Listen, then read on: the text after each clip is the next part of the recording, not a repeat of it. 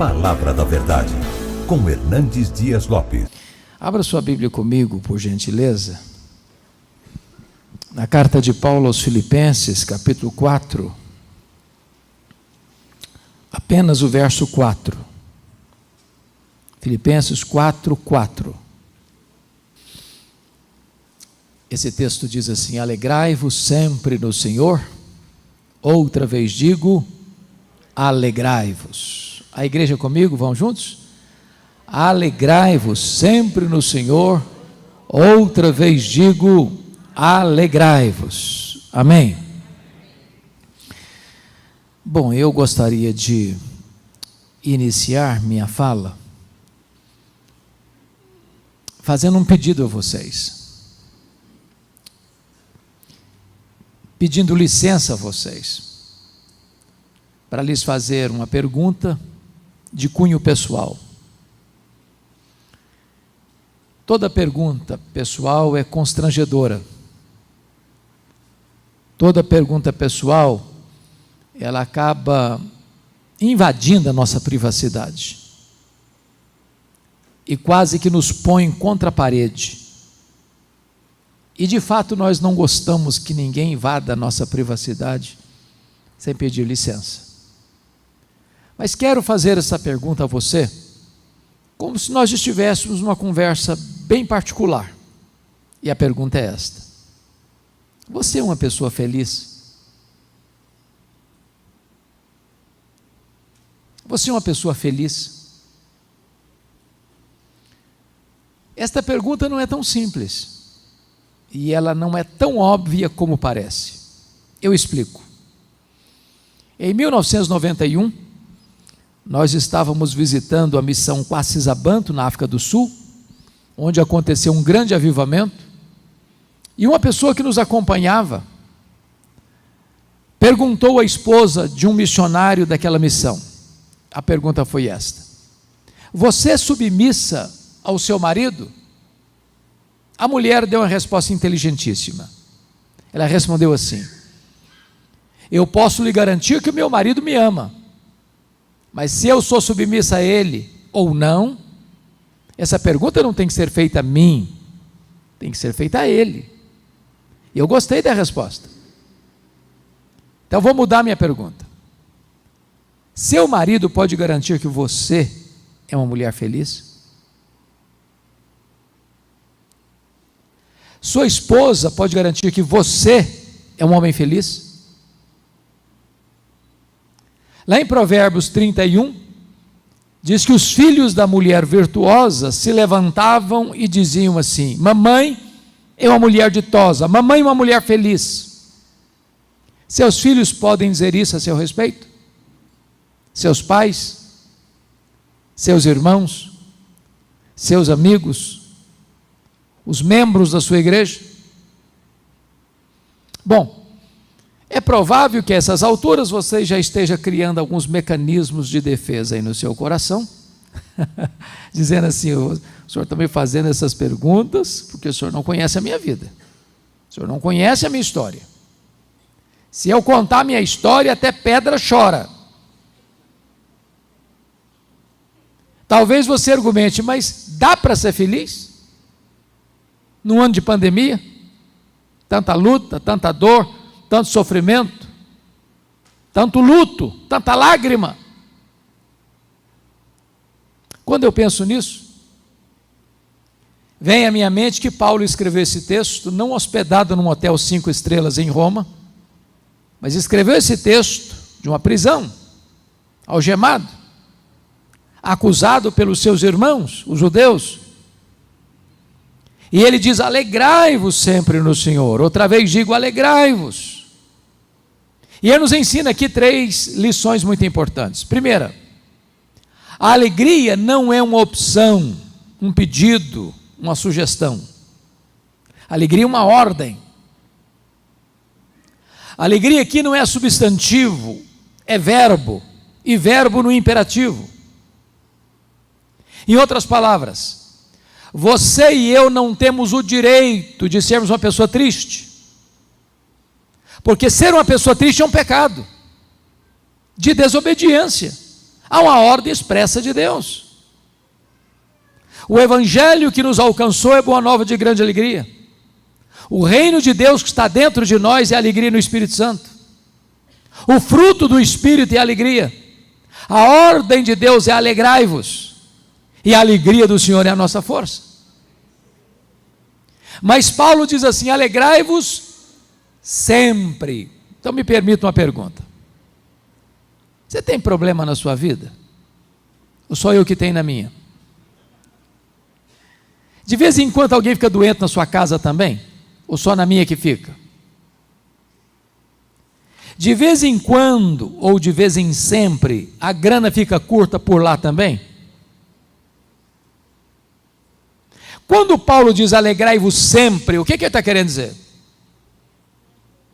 Ele está querendo dizer que a alegria do cristão é ultra circunstancial. Não depende de circunstância. Ô gente, estar feliz quando está tudo bem, até o ateu consegue. Por isso que eu não perguntei a você se você está feliz. Eu não fiz essa pergunta. Perguntei se você é feliz. Me permita ilustrar. Todos vocês conhecem a história do Dr. Spafford.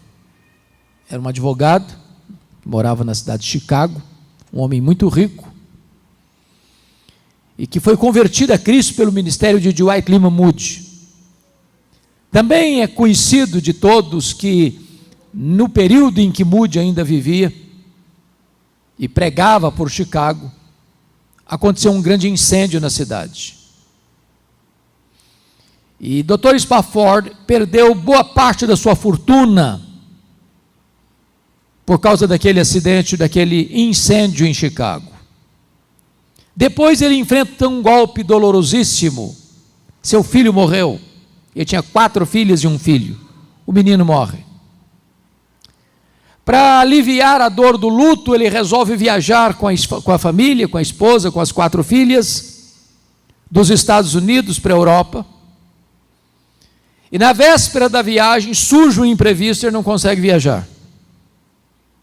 Ficou, mas embarcou a esposa e as 4 filhas com a promessa de encontrá-las na semana seguinte. Naquela viagem acontece um acidente.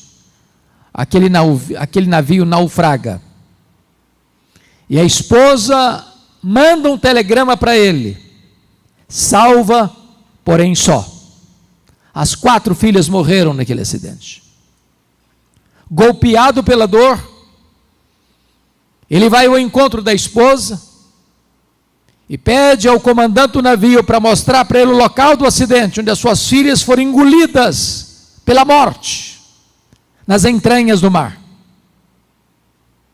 E quando o comandante mostrou para ele o local, o Deus que inspira canções de louvor nas noites escuras, colocou no coração dele uma canção, mundialmente conhecida, que nós já cantamos nesta noite. Se paz a mais doce me deres gozar, se dor a mais forte sofrer, ó, seja onde for, tu me fazes saber que feliz com Jesus sempre sou. Sou feliz com Jesus, meu Senhor. Notem que ele não diz que está feliz, ele diz que é feliz. Um pai que sofre o golpe da dor, do luto, não está feliz. Quem enterra os seus entes queridos não está feliz. Quem está numa cama de hospital, enfrentando o drama de respirar, ou talvez um respirador mecânico, não está feliz. Quem acaba um casamento, não está feliz. Mas se tem Jesus, é feliz. Estar é uma situação passageira, é permanente. Por isso que Paulo diz que a nossa alegria, ela não é apenas imperativa e ultra circunstancial, porque Paulo diz: alegrai-vos sempre no Senhor. A alegria do cristão não é apenas presença de coisas boas, não é apenas ausência de coisas ruins. A alegria do cristão não é um sentimento, não é uma emoção. A alegria do cristão tem endereço, tem nome. A alegria do cristão é Jesus. Se você tem Jesus, você é uma pessoa feliz. Se você não tem Jesus, você não é uma pessoa feliz. Agora notem, você não precisa ser um grande entendedor da alma humana para constatar que há muitas pessoas, embora crentes, salvas pela graça, não estão desfrutando desta alegria, que Pedro chama de indizível e cheia de glória. Basta você conversar, basta você olhar o semblante de algumas pessoas, crentes, e você chega à conclusão que ali não mora a alegria. Há uma aura de tristeza, há um semblante abatido. A pergunta é: o que está acontecendo? Quem está roubando a alegria dos crentes? Quem está saqueando a cidadela da nossa alma? E me parece que esta carta da alegria aponta para nós esses ladrões da alegria. Cada capítulo desta carta mostra um ladrão diferente. Então, com a Bíblia aberta comigo em Filipenses, vamos identificar quais são esses ladrões. Abra sua Bíblia comigo na carta aos Filipenses. O primeiro ladrão está aí no capítulo 1, versículo 12. Ele diz: meus irmãos, eu quero cientificar-vos de que as coisas que me aconteceram têm antes contribuído para o progresso do Evangelho. Preste atenção. As coisas que nos acontecem são as circunstâncias da vida. E as circunstâncias da vida são o primeiro ladrão da alegria. Sabem por quê? Porque as circunstâncias acontecem com você e comigo, querendo nós ou não, gostando nós ou não, planejando nós ou não. Elas acontecem ao arrepio da nossa vontade, à revelia do nosso querer. Essas circunstâncias chegam sem aviso prévio e às vezes botam a nossa vida de ponta cabeça.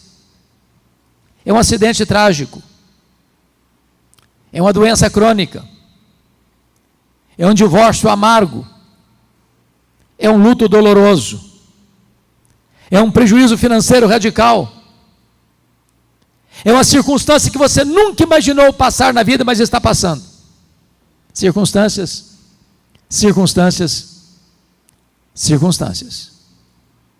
Imagine comigo um pai que cria uma menina com todo desvelo,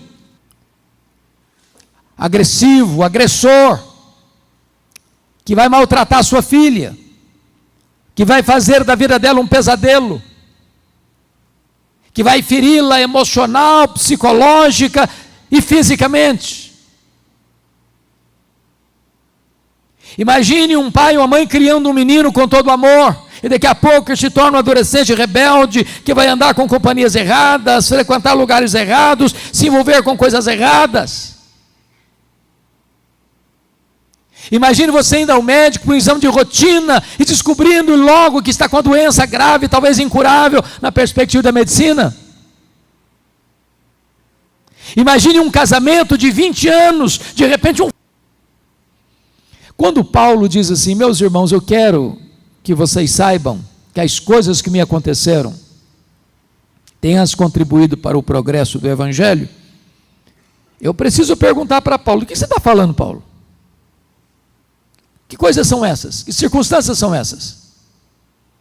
E ele poderia resumir para nós, dizendo o seguinte: olha, eu fui perseguido em Damasco, eu fui rejeitado em Jerusalém, eu fui esquecido em Tarso, eu fui apedrejado em Listra, eu fui escorraçado de Tessalônica, eu fui enxotado de Bereia, eu fui chamado de tagarela em Atenas, eu fui chamado de impostor em Corinto, eu enfrentei feras em Éfeso, eu fui preso em Jerusalém, eu fui acusado em Cesareia, eu enfrentei um naufrágio para Roma, eu fui picado por uma cobra em Malta, eu cheguei em Roma preso e algemado, mas eu quero que vocês saibam que as coisas que me aconteceram têm antes contribuído para o progresso do Evangelho.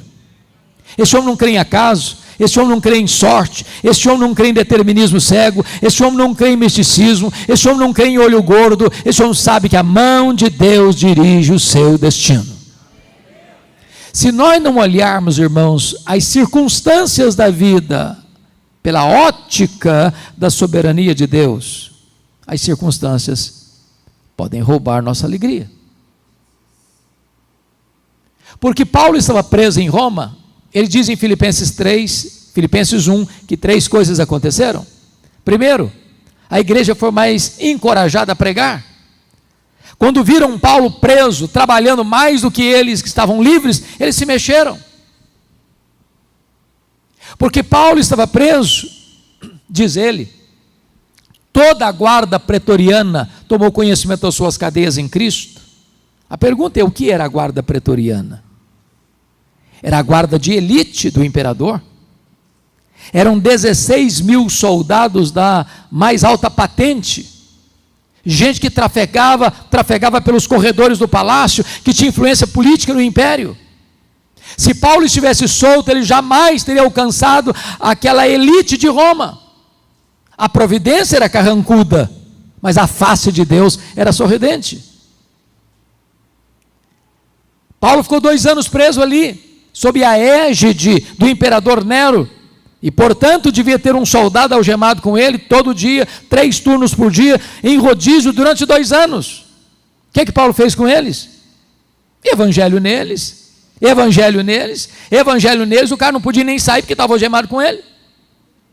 Depois de 2 anos, toda a guarda pretoriana estava evangelizada. E ao escrever esta carta, no capítulo 4, verso 22, ele diz: os santos vos saúdam, especialmente os da casa de César. Eu chamo isso de conspiração divina.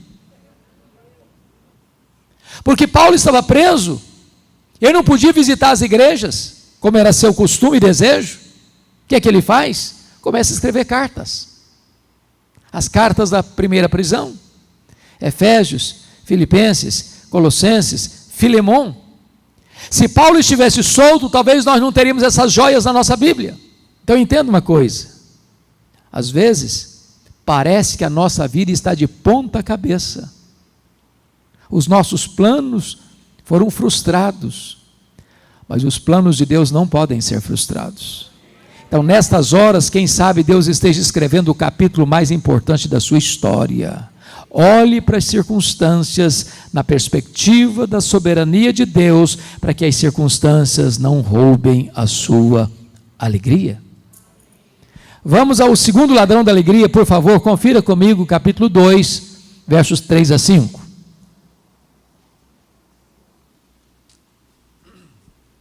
Paulo diz assim: nada façais por partidarismo ou vanglória, mas por humildade, considerando cada um os outros superiores a si mesmo. Não tem visto o que é propriamente seu, senão também cada qual que é dos outros. Tende em vós o mesmo sentimento que houve também em Cristo Jesus. O segundo ladrão da alegria são as pessoas. E eu preciso admitir que nós sofremos mais por causa de gente do que por causa de coisas. As pessoas nos fazem chorar mais do que as circunstâncias. Sabem por quê? Porque as pessoas nos decepcionam. E nós decepcionamos as pessoas. Nós não viemos de uma família perfeita. Nós não somos uma pessoa perfeita. Nós não nos casamos com uma pessoa perfeita. Nós não temos filhos perfeitos. Nós não frequentamos uma igreja perfeita. Logo, nós vamos ter queixas uns dos outros. E é por isso que é absolutamente vital que exerçamos perdão. Porque sem perdão não tem saúde emocional. Sem perdão não tem casamento saudável, não tem família saudável, não tem igreja saudável. Às vezes nós machucamos uns aos outros, até sem saber, até inconscientemente. Às vezes há ruído de comunicação. Você fala uma coisa, a pessoa entende outra. E se guardarmos mágoa, adoecemos, perdemos a alegria, perdemos a paz. O perdão é vital, ele é necessário. Porque se não houver perdão, nós não podemos orar, nós não podemos adorar, nós não podemos ofertar, Nós não podemos ser perdoados. Aliás, o perdão é uma questão de bom senso. Porque guardar mágoas é a mesma coisa de você tomar um copo de veneno pensando que o outro é quem vai morrer. Guardar mágoas é autofagia, é autodestruição. Quando você guarda mágoa no seu coração, você se torna um escravo daquela pessoa. Ela mantém você num cabresto, numa masmorra emocional. Você se torna prisioneiro. Você vai chegar em casa cansado para tirar uma soneca, a pessoa fica do seu lado e vira seu pesadelo. Você vai chegar em casa com fome e a pessoa se assenta à mesa e tira o seu apetite. Você vai sair de férias com a família, pega carona com você e estraga suas férias. A única maneira de você ser livre é perdoar. Agora, irmãos, o perdão não é fácil, não. Ninguém perdoa porque é bem criado, porque é educado, porque vem de uma família bem estabelecida. Não. Perdão é obra da graça. Se Deus não agir em nós, nosso sentimento é outro. É dar o troco, pagar na mesma moeda. Olho por olho, dente por dente, pé por pé, queimadura por queimadura. Esse é o instinto nosso. Perdão é obra da graça. Alguém diz assim: pastor, o senhor está falando negócio de perdão porque o senhor não conhece a minha história. Se eu contar, o senhor me dá razão. Dá não. Sofri muito. Perdi demais. Fui abusado, injustiçado. Não dá não. Talvez a dor mais aguda que eu já senti na vida, pastor Júnior, foi no meu primeiro ano de ministério. Esse ano eu completei 40 anos. Portanto, há 40 anos praticamente. Eu sou filho caçula. O irmão acima de mim, no dia 1º de agosto de 82, estava começando meu pastorado em Bragança Paulista, que tinha completado 27 anos no dia 1º de agosto. No dia 2 de agosto ele foi assassinado, com 11 golpes de faca, pelo primo primeiro da sua esposa, gente criada conosco. Quando eu recebi a notícia, a dor foi tão avassaladora, que foi como um soco na boca do meu estômago. Eu perdi a voz. Quando Deus restaurou minhas forças, a primeira palavra que Ele botou na minha boca foi esta: eu perdoo o assassino. Eu não tinha outra opção. Ou perdoava, ou adoecia. Ou perdoava, ou minha vida transformar-se-ia no inferno. Ou perdoava, ou teria que abandonar o ministério. Mas eu posso lhes garantir que o perdão é maior que o ódio. O perdão cura, o perdão restaura, o perdão liberta. O perdão é a asepsia da alma, é a alforria da mente, é o grito de independência da alma. Mas eu só fui entender o que é perdão, de fato, o dia que eu entendi uma parábola que Jesus contou, a parábola do credor incompassivo. Jesus disse que o rei acertava conta com seus súditos e encontra um que lhe devia 10.000 talentos. Não tendo com que pagar, o rei mandou vender seus filhos. O homem se humilhou, pediu misericórdia e o rei lhe perdoou a dívida de 10.000 talentos. Lá na frente, aquele homem perdoado encontra um conservo que lhe devia 100 denários, não tendo com que pagar, pediu misericórdia, e aquele homem disse: eu não tenho misericórdia, não pago o que me deves. O rei ficou sabendo da história, ficou muito irado, mandou chamar aquele homem de servo malvado. Eu perdoei a você 10.000 talentos, e não pudeste perdoar o teu conservo 100 denários, pois serás entregue aos verdugos, até que pagues o último centavo. E Jesus termina a parábola assim: assim vosso Pai Celeste vos fará, se do íntimo não perdoardes uns aos outros. A parábola terminou e eu não entendi quase nada. Sabe por que eu não entendi quase nada? Eu não sei quanto vale 10 mil talentos. Eu também não sei quanto vale 100 denários. Não é a minha moeda. Ficou dito pelo não dito. Na verdade, Jesus não contou apenas uma parábola, Jesus contou uma hipérbole, um exagero. Nenhum judeu podia dever 10 mil talentos no primeiro século, nenhum judeu. O que são 10 mil talentos? Um talento são 35 quilos de ouro. 10 mil talentos são 350 mil quilos de ouro. Todos os impostos da nação durante um ano eram 800 talentos. 10 mil talentos eram todos os impostos da nação durante 13 anos. O salário de um trabalhador naquela época era 1 denário por dia. Para um homem ganhando 1 denário por dia, juntar 10 mil talentos, ele teria que trabalhar 150 mil anos. Conclusão, a dívida era o quê? Impagável. Por que Jesus contou essa parábola com essa cifra tão estratosférica? Para mostrar para você e para mim que este é o tamanho da sua, da minha, da nossa dívida com Deus. Ela é impagável, mas Deus nos perdoou completamente e finalmente. Bendito seja Deus. Agora aquele homem perdoado lá na frente diz assim: bom, você me deve 100 denários, eu não perdoo não. Qual a proporção de 10 mil talentos para 100 denários? 10 mil talentos são 600 mil vezes mais do que 100 denários. Quem tinha acabado de receber um perdão 600 mil vezes maior, não está liberando um perdão 600 mil vezes menor. Sabe o que Jesus quer nos ensinar com essa parábola? Você nunca pode dizer: eu não perdoo. Não perdoo de jeito nenhum. Não perdoo. Sabe o que a Bíblia ensina? Que você e eu precisamos perdoar assim como Deus em Cristo nos perdoou.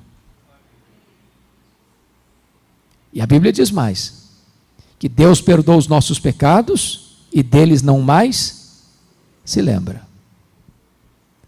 Talvez você diga: pois é, pastor, é aí que eu me encrenco. Porque perdoar até que eu perdoo, mas esquecer eu não consigo. Não mesmo? Não consegue? Se você não consegue mesmo esquecer, eu tenho uma boa notícia para lhe dar.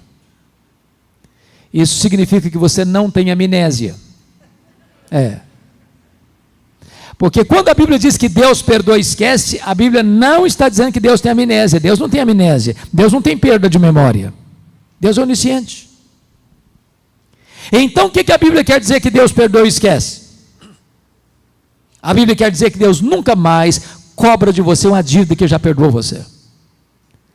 Deus nunca mais joga no seu rosto um pecado que já perdoou você. Então vou lhe dar uma definição de perdão. Perdoar é lembrar sem sentir dor. Se você me perguntar se eu me lembro do assassinato do meu irmão, de vez em quando, mas eu não cobro mais essa dívida. É isso que Deus faz com você, é isso que Deus faz comigo. Então, se você está aqui hoje e tem alguma pendência, você parou de conversar com a pessoa, você corta a volta dela, você é indiferente a ela, você a cortou dos seus relacionamentos, eu encorajo você ainda hoje a resolver essa situação. A igreja de Filipos era uma igreja incrivelmente maravilhosa. Portas para fora, era uma igreja missionária. Ajudou Paulo em Tessalônica, ajudou Paulo em Corinto, ajudou os pobres da Judéia, ajudou Paulo em Roma. A única igreja que se associou com Paulo no que tange a dar e receber. Mas portas para dentro, a igreja era um problema. Pasmem vocês, vou falar baixo. Até as mulheres estavam brigando na igreja. Irmãos, quando as mulheres começam a brigar na igreja, a coisa está feia. Ele diz no capítulo 4, verso 2: rogo a Evódia, rogo também a Sinti, que pensem concordemente no Senhor. Duas líderes da igreja batendo cabeça. O dia que a Evódia dirigiu o louvor, a Sinti que nem na igreja aparecia. Tinha gente na igreja trabalhando desde que ele aparecesse, vanglória. Tinha gente trabalhando desde que o grupinho dele aparecesse, partidarismo. Tinha gente narcisista na igreja, só pensava nele mesmo. E tinha gente que as pessoas iam falar assim: ô Paulo, você não está aqui, meu filho, a coisa está feia. Tem gente aqui que dá azia em copo de bicarbonato, não dá. E se humilhou até a morte, morte de cruz. E quando ele estava na cruz, depois de ser cuspido e esbordoado, as pessoas blasfemando e escarnecendo dele, lá na cruz ainda ele diz: Pai, perdoa-lhes, porque não sabe o que fazem. Ou você toma atitude de perdoar, ou as pessoas vão roubar a sua alegria. Mas vamos ao terceiro ladrão da alegria. Capítulo 3, verso 19. O destino deles é a perdição, o Deus deles é o ventre, a glória deles está na sua infâmia, visto que só se preocupam com coisas terrenas. Eu acho que aqui em Sorocaba vocês não enfrentam esse ladrão. Preocupação com dinheiro. Dinheiro aqui não é problema, né? É solução. Mas me permite uma perguntinha simples. Alguma vez você discutiu já com a sua mulher por causa de dinheiro? Vocês estão muito crentes, eu sei que isso não acontece com vocês. Alguma vez você já discutiu com o seu marido por causa de dinheiro? Olha, deixa eu dizer uma coisa. Se vocês falarem para mim que nunca, eu vou duvidar da honestidade de vocês. Que as pessoas discutem por causa de dinheiro. Porque tem dinheiro, porque não tem dinheiro, porque tem pouco dinheiro, porque tem muito dinheiro, porque não tem dinheiro nenhum, sempre discutem. O dinheiro é um dos maiores pomos de discussão e discórdia dentro das famílias hoje. O dinheiro é mais que uma moeda, o dinheiro é uma entidade, o dinheiro é um espírito, o dinheiro é mamon. E por causa de dinheiro, pessoas casam, pessoas descasam, pessoas mentem, pessoas corrompem, pessoas são corrompidas, pessoas matam, pessoas morrem. Porque só se preocupam com coisas terrenas. Levanta de madrugada, vai dormir tarde, comem penosamente o pão que granjeiam, porque só se preocupam com coisas terrenas.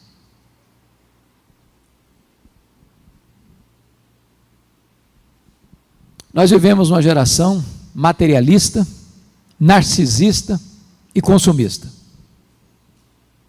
Nós vivemos a realidade, segundo o Dr. Toncini, uma economia global. É verdade, nós vivemos uma aldeia global. Estoura um problema na bolsa de Nova York, de Singapura, de Tóquio, você sente o tremor no seu bolso, na mesma hora. Vou lhes dar um exemplo simples. Eu sou do estado do Espírito Santo. Eu acho que todos vocês sabem que o Espírito Santo hoje é um dos maiores produtores de rochas ornamentais do planeta. Um dos maiores produtores de granito do mundo. Em 2008, com a bolha do mercado imobiliário americano estourando, a crise imobiliária reverberou na economia mundial. Muita gente do meu estado, donos de pedreira, quebraram. Porque é economia global. E nessa economia global, mais de 50% da riqueza do mundo estão nas mãos, ou está nas mãos, de pouco mais de 100 empresas particulares. Há empresas mais ricas do que países. Por exemplo, a Toyota é mais rica do que a África do Sul. A GM é mais rica do que a Noruega. O Walmart é mais rico do que dezenas de nações. E nesta economia globalizada, meus irmãos, as empresas querem mais do seu tempo e mais do seu dinheiro. Essa máquina tem que girar, e para essa máquina girar, você tem que consumir mais. E nós entramos de cabeça no consumismo. Lhes darei um exemplo. Na década de 50, alguns já tinham nascido aqui, nós consumíamos 5 vezes menos do que consumimos hoje. Não éramos menos felizes por isso. Eu não sirvo de referência porque eu fui criado na roça, na região rural. Que me lembre, eu só tive um brinquedo comprado em loja, um carrinho de plástico. Mas posso lhes garantir que nunca tive crise existencial por causa disso. Nem meu pai precisou me levar para psicólogo porque eu estava em crise, porque só tive um carrinho de plástico. Hoje, via de regra, quando uma criança nasce, ela já tem mais brinquedo do que consegue brincar a vida inteira. Você dá um brinquedo para uma criança hoje, ela brinca longas 2 horas, encosta no canto, é sucata, e quer outro. Se você não der, ela tem crise emocional, tem que levar para o psicólogo. Na década de 70, 70% das famílias dependiam apenas de uma renda para se manter. Hoje, mais de 70% das famílias dependem de 2 rendas para manter o mesmo padrão. Em outras palavras, o luxo do ontem tornou-se necessidade do hoje. Eu tenho um amigo que tem 3 mulheres. Obviamente, a esposa e 2 filhas. Por favor, não pensem mal do meu amigo. Num dia de casamento, elas disseram assim para ele: precisamos comprar sapatos novos. Mas é claro, mas ninguém duvida disso. Casamento é tudo novo. Mas antes de ir para a loja, ele disse assim para elas: vamos dar uma olhadinha no que nós já temos? E abriu um mega power armário e contou 151 pares de sapatos. Precisava de mais. Como é que você chama isso? Consumismo. Então vou lhe dar uma definição de consumismo. Consumismo é quando você compra o que você não precisa, às vezes com dinheiro que você não tem, para impressionar as pessoas que você não conhece. Isso porque algumas pessoas só se preocupam com as coisas terrenas. O primeiro bilionário do mundo foi John Rockefeller. E ele disse que o homem mais pobre que ele conhecia era o homem que só tinha dinheiro. Talvez as pessoas mais felizes do mundo são aquelas que chegam em casa cheirando graxa e comem um bom prato de arroz com feijão e dorme a noite toda bem dormida. Quando Rockefeller morreu, um curioso foi ao cemitério e deu um jeitinho de encostar no contador que cuidava das finanças, das contas de Rockefeller, para fazer uma pergunta. E ele conseguiu. Chegou e perguntou assim: e aí, cara, me conta aí, quanto é que o doutor John Rockefeller deixou? O contador olhou espantado para ele e disse: você não sabe? Não, me conta. Rapaz, ele deixou tudo, ele não levou nem um centavo. Não tem gaveta em caixão. Não tem caminhão de mudança e enterro.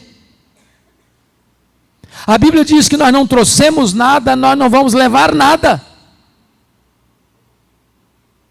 Por isso a Bíblia diz: tendo o que comer, o que beber e o que vestir, com isso estejamos contentes, porque a piedade com contentamento é grande fonte de lucro, mas o amor do dinheiro é a raiz de todos os males. Há muitas pessoas que pensam que o dinheiro vai dar felicidade. Não dá não. Não dá não. A Bíblia diz que quem ama o dinheiro nunca dele se satisfaz.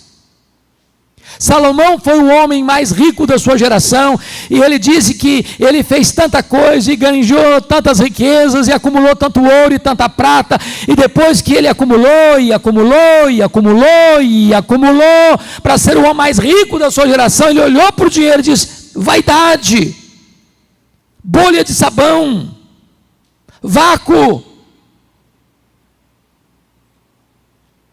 Tem gente que pensa que o dinheiro vai dar segurança, dá não. Nessa pandemia ficou provado isso. Não tem palácio tão forte, não tem apartamento tão alto, onde a seta da morte não chegue lá. Morreu o mais rico, morreu o mais pobre, morreu o empresário, morreu o empregado, morreu o cientista, morreu o analfabeto, do mesmo jeito.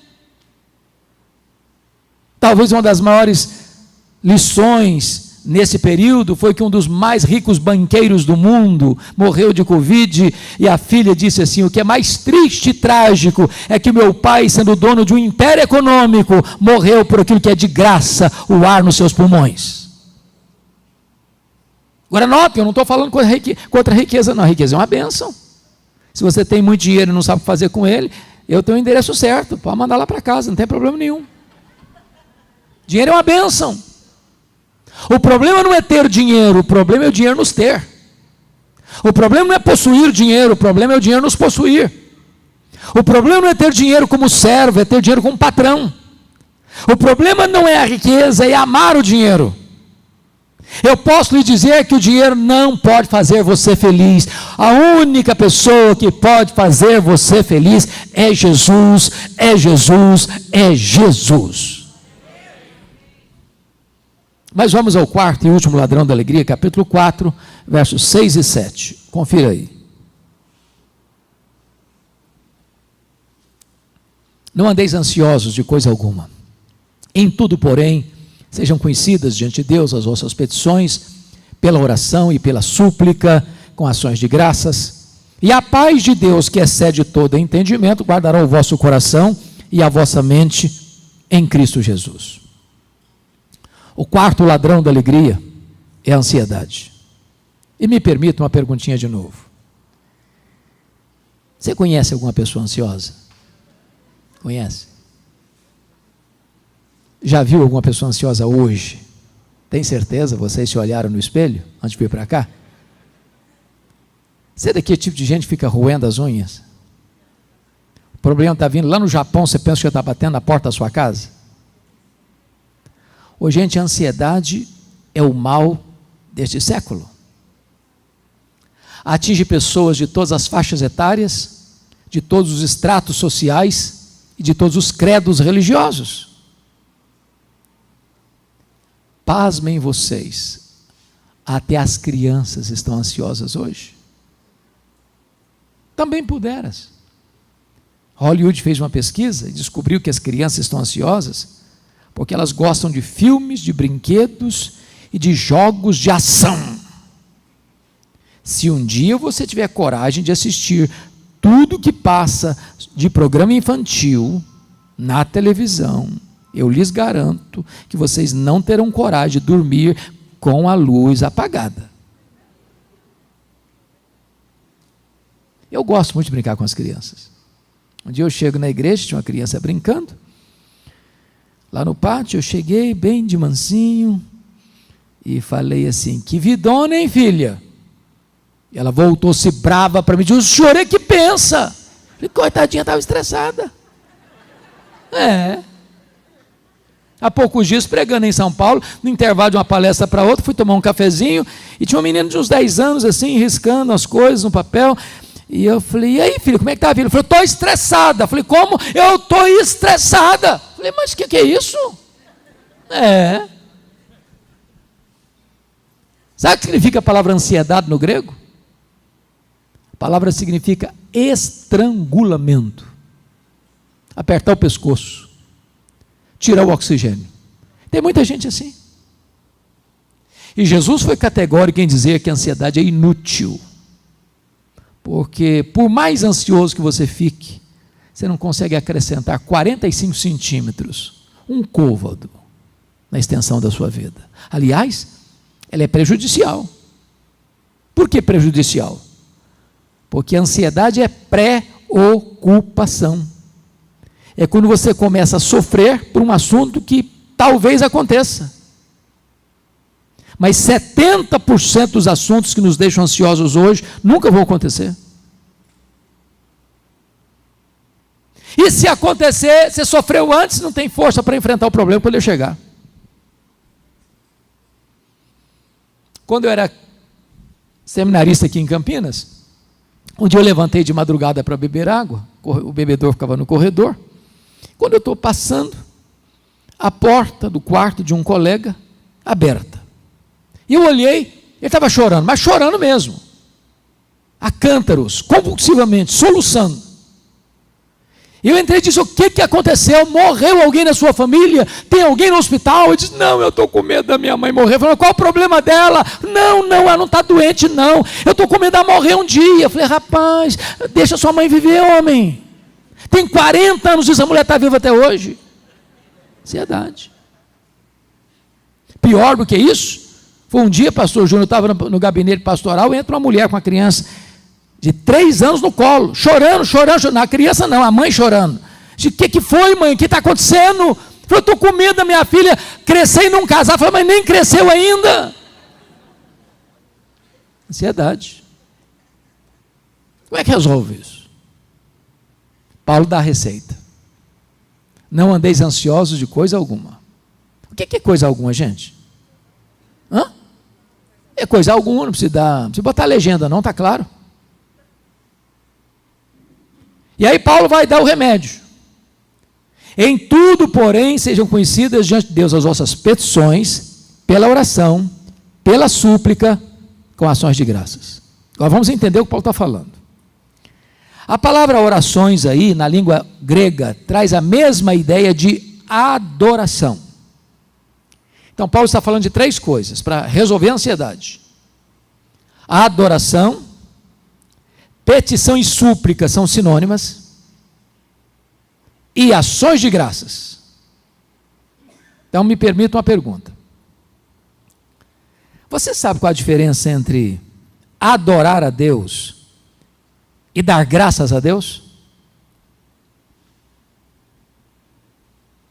Você adora a Deus por quem Deus é, e você dá graças a Deus pelo que Deus faz. Então eu vou fazer uma oração de adoração, porque é o que Paulo está mandando fazer, para resolver o problema da ansiedade. Eu chego para Deus e digo assim: meu Deus, eu quero te adorar, porque tu és o Deus da minha vida. Tu és o meu Criador, Tu és o meu provedor, Tu és o meu protetor, Tu és o meu consolador, Tu és o meu Redentor.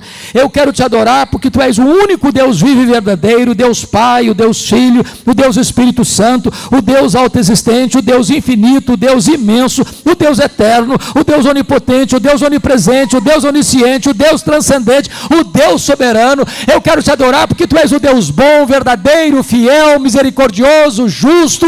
Eu quero te adorar porque Tu és a minha alegria, porque Tu és a minha paz, porque Tu és a minha justiça, porque Tu és a razão da minha vida, em nome de Jesus, amém.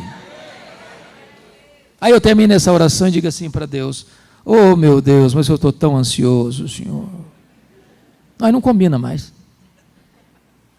Ou você retira a oração, ou retira a ansiedade. Sabe qual é o seu problema, qual é o meu problema? É que nós não paramos para meditar suficientemente na grandeza do Deus que nós temos. A.W. Tozer diz que o maior problema da igreja é que ela passa o tempo todo olhando para o seu umbigo e tomando o seu próprio pulso. Quem é o seu Deus? Quão grande é o seu Deus?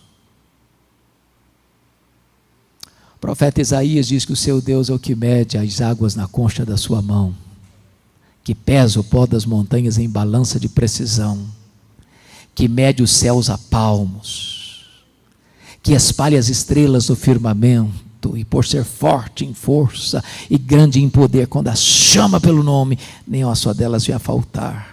É aquele que olha para todas as nações da terra e considera todas elas como um pingo que cai num balde, como um pó numa balança de precisão, como um vácuo, como nada, como menos do que nada. Este é o seu Deus, este é o seu Pai. E está lhe dizendo: não ande ansioso de coisa alguma. O segundo remédio, irmãos, que Paulo nos oferece para a ansiedade é você chegar para Ele com as suas súplicas, com as suas petições, porque Ele é seu Pai, porque Ele ama você, porque Ele se importa com você. Você tem livre acesso a Ele. Eu acabei, pastor Júnior, recentemente, domingo passado, há 15 dias, menos de 15 dias, o comentário de Salmos. E eu estou encantado ainda até agora com esta obra, esse magnífico livro de Salmos. Tem mais salmos de lamento do que salmos de louvor. Deus não fica chateado com você quando você chega para ele e diz: meu Deus, está doendo. Ou quando você chega aflito e diz: Senhor, até quando? Espreme o pus da ferida. Ele sabe quem é você, Ele sabe onde você mora, Ele sabe como está a sua alma, Ele conhece as suas dores, Ele conhece as suas angústias, Ele conhece as suas fraquezas, Ele conhece os seus sonhos, Ele conhece as suas frustrações, Ele sabe o que você está vivendo. Então chega para Ele, põe diante dEle a sua causa, põe aos pés dEle a sua ansiedade. Ele tem cuidado de você, Ele é seu Pai. Se você pedir, Ele vai dar, porque todo o que pede recebe, todo o que busca encontra, todo que bate, abrir-se-lhe-á. Põe a sua causa nas mãos dele, porque ele é seu Pai, e está lhe dizendo: não ande ansioso de coisa alguma. Mas finalmente, você quer ficar livre mesmo da ansiedade? Paulo diz o seguinte: então você começa a dar graças a Deus. Dá graças a Deus. Eu tenho encontrado crente nesse período de pandemia, dizendo: pastor, dá graças como? Perdi meu emprego, fechei minha loja, fechei meu restaurante, minha economia foi lá para o fundo do poço, perdi um parente querido, enterrei um amigo amado. Como dar graças? Talvez você precise parar e pensar um pouquinho, e eu vou lhe fazer algumas perguntas. Fala para mim aí, quanto valem os seus olhos? Quanto vale? Por quanto você venderia seus olhos? Quanto vale você estar enxergando hoje? Quanto vale você estar ouvindo hoje? Quanto vale isso? Quanto vale você ter pernas para andar? Quanto vale isso? Você não está numa cadeira de rodas? Uma cama? Tetraplégico? Quanto vale? Quanto vale você ter braços para trabalhar, para abraçar? Quanto vale? Quanto vale você ter um cérebro que está funcionando, por isso você não está morto? Quanto vale? Quanto vale você ter um coração que bate quase 140 mil vezes por dia, jogando sangue e vida para dentro de você? Quanto vale? Quanto vale você ter 2 pulmões que enchem o seu peito de ar e dá vida a você? Quanto vale isso? Você não está numa máquina respiradora? Quanto vale isso? Quanto vale você ter 2 rins que filtram as impurezas do seu corpo e você não está numa hemodiálise? Quanto vale isso? Quanto vale você ter um estômago que processa o alimento que você ingere e dando vida para a sua vida? Quanto vale isso? Quanto vale você ter uma casa? Quanto vale você ter um teto? Quanto vale você ter uma mesa? Quanto vale você ter uma cama? Quanto vale você ter uma família? Quanto vale você ter amigos? Quanto vale você ter a igreja? Quanto vale você ter Jesus? Quanto vale você ter seu nome escrito no livro da vida? Pare de murmurar, pare de reclamar e comece a dar graças a Deus. E a ansiedade vai embora. E a paz de Deus, que excede todo entendimento, vem guardar a sua mente e o seu coração. Sabe por quê? A ansiedade é um pensamento errado e um sentimento errado. E a palavra guardará no grego é montar guarda, é montar sentinela.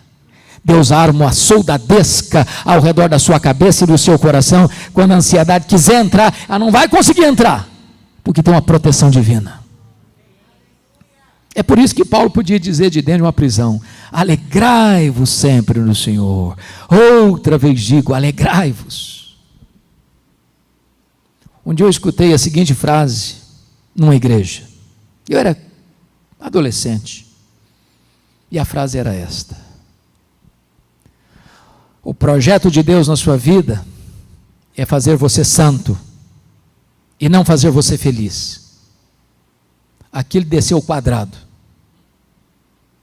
A primeira parte eu entendi. Sede santos porque eu sou santo.